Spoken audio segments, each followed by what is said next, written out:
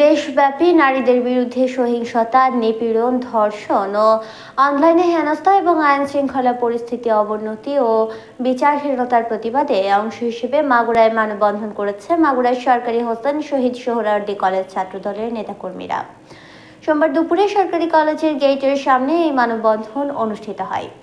এ সময় নেতাকর্মীরা মাগুরায় ৮ বছরের শিশু ধর্ষণকারীদের দ্রুত বিচারের দাবি করেন। এছাড়াও সারা দেশে ধর্ষণের মতো নিকৃষ্ট কাজের সঙ্গে যারা জড়িত তাদেরকে সর্বোচ্চ শাস্তির মৃত্যুদণ্ডের দাবি জানান তারা। এজন্য প্রচলিত আইন ভেঙে প্রয়োজনে নতুন করে আইন প্রণয়ন করে হলেও এটি বাস্তবায়নের দাবি জানানো হয়।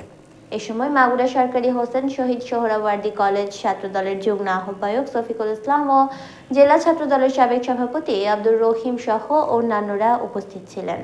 দেখেছি হাইকোর্ট থেকে রায় দিলেও বিচার কার্যক্রম হওয়ার পরে সেটা কালক্ষেপণ করে এই যে সাজা হয়।